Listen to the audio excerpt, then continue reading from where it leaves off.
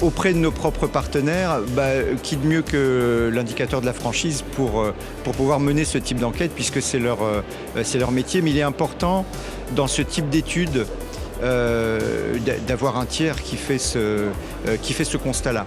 L'enquête de l'indicateur est remise systématiquement à chaque journée découverte, encore une fois, parce que ça permet aussi aux candidats d'être rassurés par un acte de transparence totale. Alors, en tout cas, ça fait partie de la décision.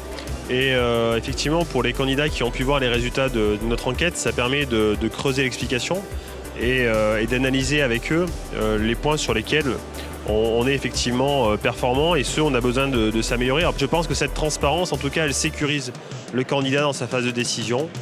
Et quelque part, on travaille dans la franchise. C'est écrit dessus, voilà, il faut qu'on fasse preuve de transparence, de franchise. Et dans cette démarche, ça ne peut que le conforter. C'est un des indicateurs qui va le rassurer et qui va lui permettre de choisir la bonne enseigne. Alors en ce qui concerne les candidats et pour l'indicateur de la franchise, c'est un outil très précieux pour nous, puisque ça permet évidemment de le transmettre aux candidats en toute transparence, de façon à ce qu'ils puissent se faire une opinion exacte, précise sur l'intégralité du réseau. L'enquête que nous a remis l'indicateur de la franchise est un élément décisionnaire pour nos futurs membres, puisqu'ils ont la preuve que ce sont des indépendants qui ont fait cette enquête, qu'il n'y a pas de possibilité pour nous d'influencer les résultats de cette enquête. Et je pense que ça nous aide à enlever la décision de nos futurs membres. Alors aujourd'hui, nous, l'audit de l'indicateur de la franchise, en fait, moi je le montre constamment aux candidats qui regardent notre franchise. Je le présente et je montre les résultats, les notes et les pourcentages. Ça me permet aussi, quand je présente l'enseigne, de dire aux candidats, OK, il n'y a pas que le discours commercial de la marque, il y a aussi un audit indépendant. Et du coup, ça le rassure dans sa manière d'appréhender l'image de la marque. Quand on lui montre l'enquête qui a été faite au préalable, aussi bien quand on était réseau d'argent l'année dernière que réseau d'or cette année, on est très lucide sur les points à travailler. Mais il y a une chose importante aujourd'hui, c'est que cette enquête, avec des faits, avec des preuves, aussi bien la venant du réseau que de la tête de réseau, on se rend compte que le candidat, il a besoin d'être rassuré. Et pour être rassuré, il y a une chose importante, c'est les taux de retour, la satisfaction client. Et aujourd'hui, la vie client, ça nous aide drôlement sur le recrutement de la franchise et de ses futurs salariés. On s'est rendu compte sur la fin d'année 2016, 20% de candidats supplémentaires sont venus grâce à ces enquêtes-là.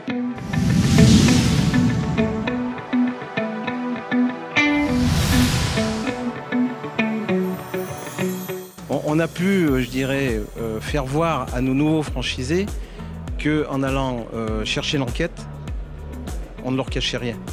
Et je pense que ça va être vraiment un atout qui va nous différencier peut-être par rapport aux autres, et ce candidat va nous rejoindre. De manière générale, cette étude est un véritable outil qui nous aide effectivement à recruter de nouveaux candidats. Forcément, les résultats de l'enquête sont un atout, puisque bon, forcément, s'ils avaient été moins bons, peut-être qu'on s'en servirait moins.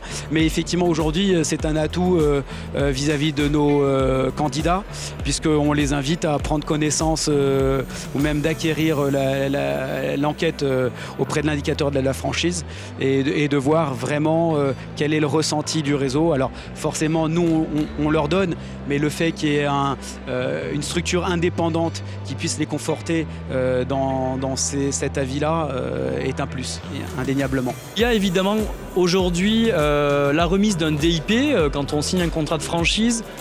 Aujourd'hui, quand on reçoit nous des candidats, le processus de remettre l'audit réseau réalisé par l'indicateur de la franchise est intégré dans nos réunions de réception des franchisés. C'est vraiment un atout important dans leur prise de décision. Et in fine, c'est vrai que voilà, de remettre le résultat de l'enquête de l'indicateur de la franchise aide nous à augmenter le taux de transformation des candidats, puisqu'ils prennent leurs décisions en toute connaissance de cause. L'indicateur de la franchise pour nous, c'est une satisfaction, car on est mis en avant sur leur site.